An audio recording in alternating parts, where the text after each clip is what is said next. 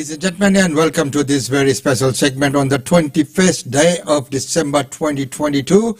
It is 23 degrees and partly sunny. Well, today we bring, we begin on a slightly sad note. Well, two things. Number one, as we know that the Queensland Police Memorial for Constable Rachel Macrow and Constable Matthew Arnold will be happening today at Brisbane Entertainment Centre, and it is not the Brisbane Convention Centre, but it's taking place at Brisbane Entertainment Centre, which is in Boondall. And after a long time, something big is happening there, and there will be a live broadcast which will begin at 9:30. So you can watch it live on ABC News Channel, Channel 9 and Channel 7. And if you have any problems watching any of these live feeds, you can watch it on Facebook Live through the Queensland Police Facebook page as well. So we will not be restreaming, but we will share the stream link so that you can all join in from 9:30 for this historic Queensland Police Memorial. And our show will finish by 9:30. And as we know, today being Wednesday, we have the real estate update at 10, which will not be taking place at 10. Now we will be streaming that at 2 p.m. today, so that everyone's got time to view this very, very historic moment. And if you would like to view it in a public gathering, you can view it at King George Square in Brisbane, the Townsville Stadium, and the Tara Memorial Hall. So these are the public venues. There are other public venues which have also been arranged by other organizations, but these are the main official ones. So in our broadcast, our stream today, we will be finishing at 9:30 so that everyone can join in from 9:30. As we know, the actual service is at 10, and the queues up at the Brisbane Entertainment Centre have begun from about 7 this morning, and a huge number of people are coming in. As you know, that the streets there get blocked up as well. So it was recommended for everyone who had tickets to come well ahead, come prepared to get your seats. But you can all join in watching in live. You don't have to be physically there. Of course, if you can, it is always so good. But and you can also view it in the public areas as well. It will be on that big screen in King George Square in Brisbane, the Townsville Stadium and the Tara Memorial Hall as well. And you can also watch it live on the Queensland Police Facebook page as well. I'm pretty sure there'll be other Facebook pages where it will be streamed live. We will not be streaming live, but we will share the stream because it's always good to link into that one stream. So that's the update for this morning. The next update is another sad news. A very renowned Professor Bhattji, Dr. Krishna Murthy Bhatt. As we know, he was a very lovable priest here in Brisbane for a long time, one of our pioneers, and he has passed away. He's been a community leader. We have done a lot of work together, and it is so sad he has passed away. So the funeral will be taking place on Thursday, which is tomorrow, 22nd December, from 2 p.m. at the West Chapel at Mount Thompson Memorial Garden at Nursery Road in Holland Park. Now everyone knows this crematorium, so that's where the last rites will be taking place for Dr. Krishna Bhatt tomorrow. So today we begin on these two very sad notes. Well, right now, let's get on with the news as we have to get on and finish by 9:30. So, the making news, Penny Wong's trip to Canberra, what will it focus on?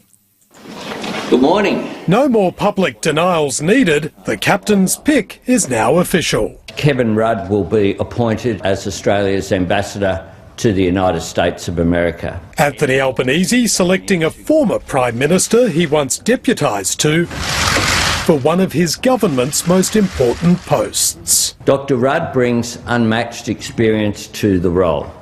He has served as Prime Minister, Foreign Minister. A controversial choice that's been formally welcomed by the opposition but questioned elsewhere, including inside Labor.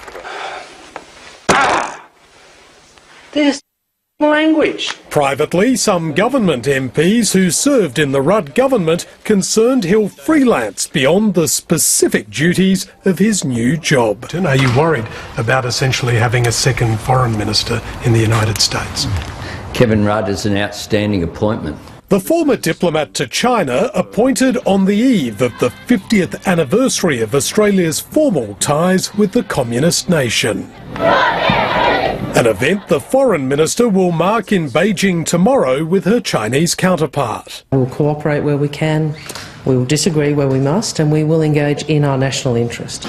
High on Penny Wong's agenda, removing $20 billion worth of sanctions slapped on this country's exports and the plight of Australians detained by Beijing, including writer Yang Hengjun and journalist Cheng Lei, a mother of two. This will be the third Christmas that they haven't been with their mum. Kids need their mum, and of course mums need their kids. So I sincerely hope there won't be a fourth. I will be raising consular cases as I always do.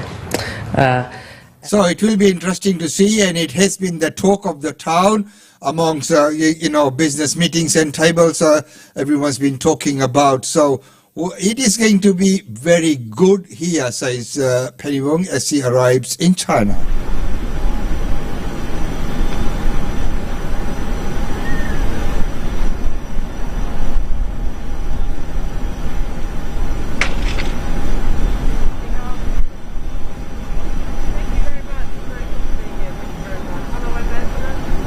It's very good to be here in China after quite a long time between visits. The mark of success is dialogue itself. We obviously have a lot of issues to work through, and dialogue is a prerequisite for working through them. The focus of this visit is around the 50 years of bilateral relations, which is natural for that to be the focus, but the Foreign Minister and the Prime Minister have consistently raised Lei's case at every opportunity. I'm sure she will do that again, and we hope that there can be a compassionate and speedy resolution in the not too distant future. But I think it's important not to raise expectations that something will happen at this visit. The last time she had a consular visit was on September 23, so it's been a few months since she's had a visit from the team at the consular offices in Beijing. But she has been able to write to me, so which has been a fairly new development. Look, she's remaining as positive as she can. I think she's shown remarkable strength in how positively she's managed the situation. So, yeah, look, she's doing as well as anybody could in those circumstances. I wouldn't want to draw a direct nexus between the outcome of her case and 50 years of Australia-China relations. I mean, the 50 years is celebrating, there's been a great deal of progress from both countries in over that 50 years of relations. So I think all these occasions are symbolic, they are important. I think an expeditious and compassionate resolution to Lei's case would go a long way towards building more and more support in Australia for the relationship to get back to the level it was and it should be in the future. So in that context, I think it's important. But, the 50 years is an important occasion, and it's broader than any one individual. I think the main message I've got is that, we're talking about a mother of two kids, and and with the time of year that we're in right now, only 5 days from Christmas, I think everybody can understand how difficult that is for both the kids and their mum. So I would hope that that she certainly doesn't have to spend a fourth Christmas away from her kids and the kids away from their mum. And of course, it is not a time to be away from your families, but when you look at the laws and the jurisdiction, whether you're mother of two or mother of four, with all due respect, the laws will always be upheld. And it will be interesting to see what comes out of this meeting with our foreign minister there. Well, right now, another contentious issue has been Australia Day. So there are some firms which are opting out of this. A day of celebration or a day of mourning. Now it's a day when employees can decide for themselves. January 26 does not mean the same thing to every Australian. And the country's corporate giants are starting to acknowledge that. For me, it will always be the day on which our people, or the First Nations or Aboriginal people of Australia, were dispossessed. Telstra has recognised Australia Day isn't a day everyone wants to celebrate. It's rolling out a leave policy giving staff the option to work on January 26th and take another day off instead. It's good to hear that large employers like Telstra are now appearing to be able to fit that holistic definition and meaning and understanding of the 26th of January. Companies Deloitte, KPMG, Spotify and Channel 10 already have policies allowing staff to switch public holidays to days that are more appropriate for them. I congratulate Telstra and other companies that have started to be responsive of First Nations needs. Australia has 7 national public holidays. 4 are linked to Christian festivals. Overseas, many companies are now allowing their employees to work through those days and instead take leave on days that are significant for them. Yahoo Australia has had flexible leave options for some time. If you don't believe in it from a cultural or a religious or a values-driven reason, you're able to actually swap that day further on the year or whenever you'd like to take that. Whether you want the date changed or not, some employees now have a choice. Carly Williams, ABC News. And it's all about choice and your personal preferences as well. And it is good to see that that is happening. It is what I call coming of age, Australia. Well, sign of changing times. Well, right now, let's go to Fiji, where the Fijians are celebrating the new coalition government. This will be interesting to watch.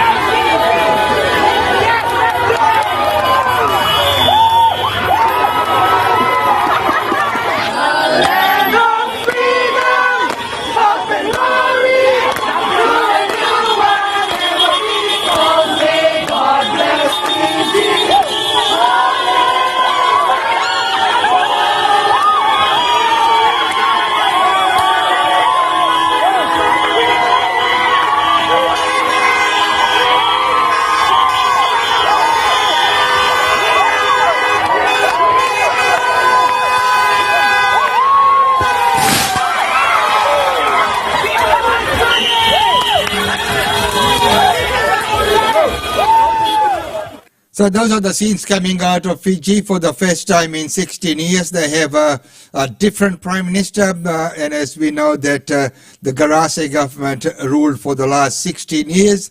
And now, ironically, Sitiveni Rabuka, the perpetrator of the first coup, has become the prime minister once again.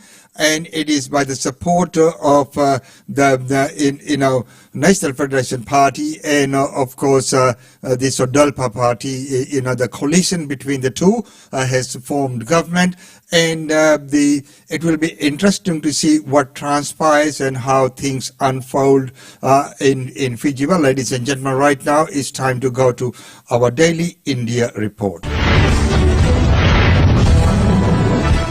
Welcome to the Daily India Report that brings you reports, interviews, features and more on India and the Indian diaspora. UN Secretary General Antonio Guterres has said that 4 of 5 permanent members of the Council were in favour of adding members to the Council who have endorsed India for a permanent seat. United Nations Secretary General Antonio Guterres has sounded a note of optimism on stalled Security Council reforms, saying that adding permanent members is now being taken seriously. He noted that 4 of the 5 permanent members of the Council were in favor of adding members to the Council. India is pressing for Council reforms that have stalled for decades and lobbying for a permanent seat. The US, the UK, Russia and France have endorsed India for a permanent seat. However, the other permanent member, China, has so far been against reforms. As its president this month, India convened a ministerial level meeting of the Council on reforming the UN, which put a spotlight on the Council's basic architecture of permanent membership, mired in post-World War II geopolitics changing dramatically in 75 years. The meeting heard broad support for reforms from across the world, with only a small number of countries opposing all or most of it. Google CEO Sundar Pichai has said that his company is focusing on startups from India and that $75 million will be invested in entities led by women. Starting his India visit, Google CEO Sundar Pichai said that Google is building voice and text search for over 100 Indian languages and will spend $75 million to support women-led startups in the country. He said he saw India as a big export economy and that it needs to create a balance between safeguarding citizens and enabling companies to innovate with its framework. Pichai first met Telecom and IT Minister Ashwini Vaishnaw and spoke at a Google for India 2022 event before calling on Prime Minister Narendra Modi. Thank you for a great meeting today, PM at Narendra Modi. Inspiring to see the rapid pace of technological change under your leadership. Later, Pichai tweeted, "Look forward to continuing our strong partnership and supporting India's G20 presidency to advance an open, connected internet that works for all." Pichai in a blog had stated that he would be discussing with Modi how Google is supporting small businesses and startups, investing in cybersecurity, providing education and skills training, applying AI in sectors like agriculture and healthcare and other priorities. Prime Minister Modi's Digital India vision has helped to accelerate the progress we are seeing across India, and I'm excited for India to share its experience with the world as it takes over the G20 presidency in 2023, he said. While speaking at Google for India 2022 event, he said a part of the India Digitization Fund is increasingly focusing on startups from India, and 1/4 of $300 million of the fund will be invested in entities led by women.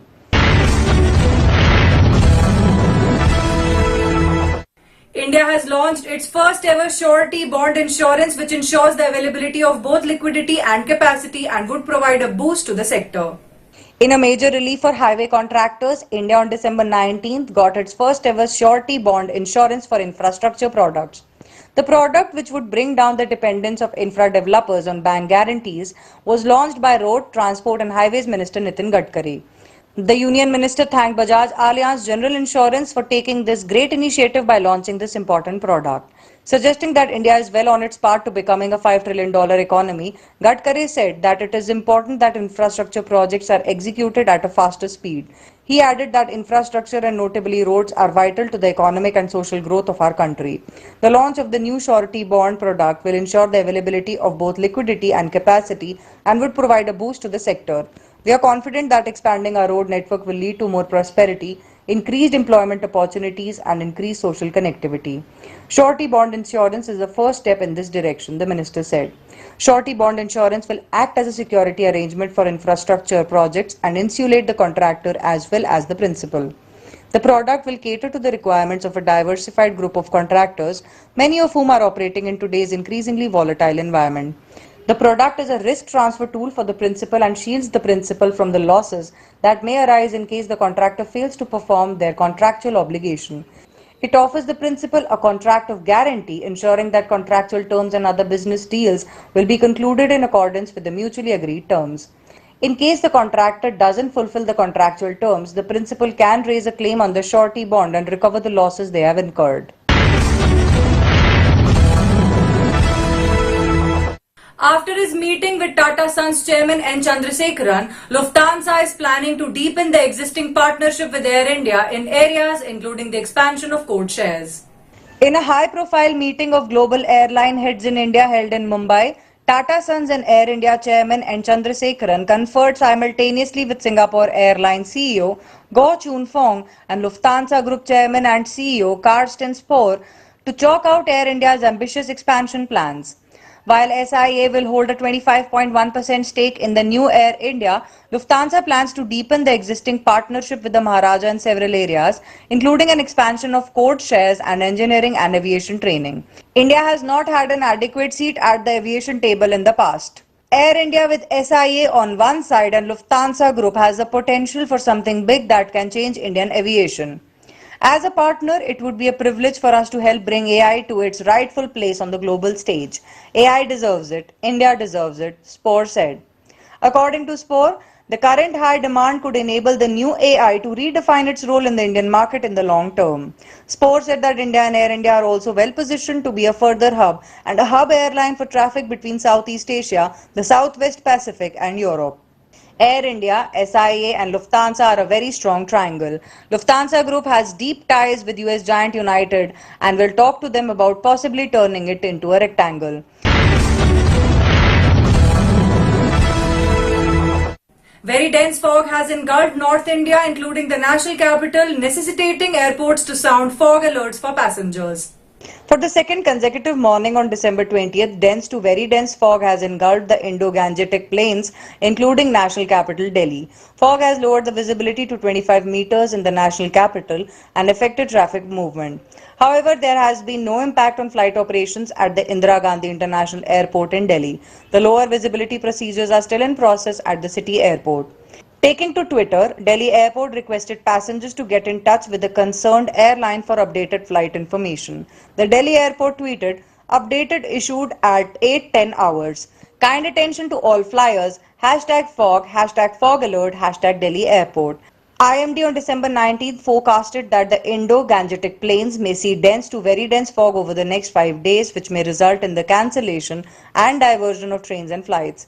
According to the IMD, very dense fog is when visibility is between 0 and 50 meters, dense between 51 and 200, moderate between 201 and 500, and shallow between 501 and 1000.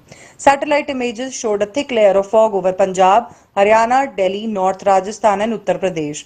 A Met official stated that visibility dropped to 25 meters at the Palam airport and 50 meters at the Safdarjung airport in Delhi. The weather forecasting agency said, due to moisture and light winds at lower tropospheric levels over Indo-Gangetic plains, dense to very dense fog in many or some pockets very likely over Punjab, Haryana, Chandigarh, Delhi, Himachal Pradesh and Uttar Pradesh in the night or morning hours during the next 3 days, and dense fog in isolated pockets for subsequent 2 days. With a growing demand for the release of superstar Nayanthara's films in the north, producers of her upcoming film Connect have decided to release the Hindi trailer of the Tamil film. Tamil, Telugu and Malayalam language film superstar Nayanthara is one of the biggest actresses down south, but the actress has never worked in any Hindi language film or released any of her films in Hindi. But now the makers of her upcoming Tamil film Connect are releasing the film in Hindi exactly 1 week after the Tamil version's release. Produced by her husband Vignesh Shivan, the film's Hindi trailer is out. Connect is an edge-of-seat horror thriller. Its trailer shows a happy family that gets stuck at various locations because of the worldwide pandemic. But it isn't just the pandemic that has stressed the family. Nayanthara plays the mother of a teenage daughter in the film. Vinay plays her husband, Satya Raj plays her father, and Anupam Kher plays a Mumbai-based priest. Nayanthara's character gets stuck with her daughter in their house. The daughter uses an Ouija board to invite a spirit that she wants to meet but ends up bringing some other spirit. Nayanthara realizes that her daughter is possessed and she has to deal with the situation all by herself. Anupam, who is playing the priest, suggests that exorcism needs to be performed on the girl. The rest of the film is about Nayanthara's efforts to save her daughter. With a different level of horror coming, demands by fans of Nayanthara to release the film in the north have grown so much that the makers decided to release its Hindi version. Produced by Vignesh Shivan, Connect is directed by Ashwin Saravanan. The film stars Nayanthara, Satya Raj, Anupam Kher and Vinay Rai. The film is written by Ashwin Saravanan and Kavya Ramkumar and is all set to release on 30th December 2022. Now!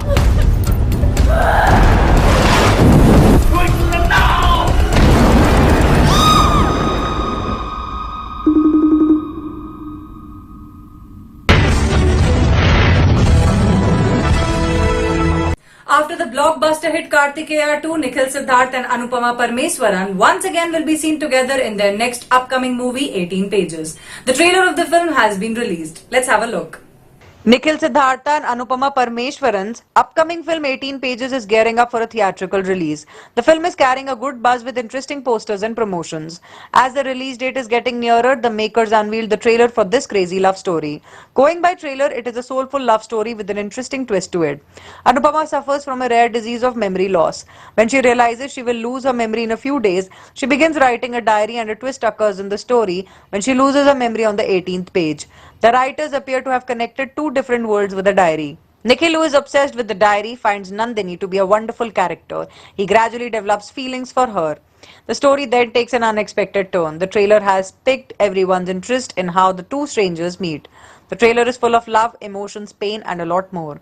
The chemistry between Nikhil Siddhartha and Anupama Parmeshwaran looks lovely. Directed by Palnati Surya Pratap and presented by Allu Arvind, 18 Pages is set to release on 23rd December in theatres. That's all for this bulletin of the Daily India Report.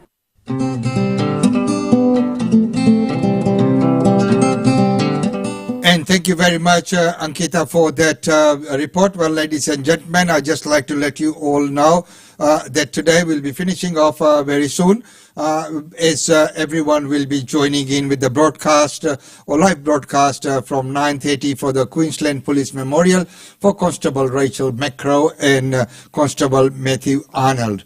Watch live on ABC News 24, Channel 9 and Channel 7, and it will also be streamed live on the Queensland Police Facebook page. Public viewing is also available at King George Square in Brisbane, the Townsville Stadium and the Tara Memorial Hall. So these are some of the places where you can watch it live. So from 9:30, and as a respect and as everyone's watching this, we have cancelled our 10 a.m. real estate update, which will now be streamed at 2 p.m. today. In respect for the Queensland Police Memorial, we are now going to stream our real estate live update at 2 p.m. today. And on the other news is the passing away of Sri Dr. Krishna Murthy Bhatt, a very known and very lovable Panditji, as we used to call him, of Brisbane, one of the pioneers and a pioneer community leader. It is with great sadness that we announce the death of Dr. Sri Krishna Murthy Bhatt, a beloved husband, father, grandfather, and community leader, passed away on 19 December. He blessed our lives with love, happiness, and peace. So everyone's welcome to attend the funeral, which will take place tomorrow, 22nd December, commencing at 2 p.m. at the West Chapel at Mount Thompson Memorial Garden, the crematorium, 329 Nesri Road in Holland Park. So, ladies and gentlemen, in readiness for the live broadcast of that memorial, Police Memorial, it's right now for us time to say goodbye from this segment. We'll be back at 2 p.m. With the real estate update with Usu Chandra, and that too will be the last one for this year. Get all those updates that will be happening. Until then, it's goodbye from us. It's been wonderful having your company.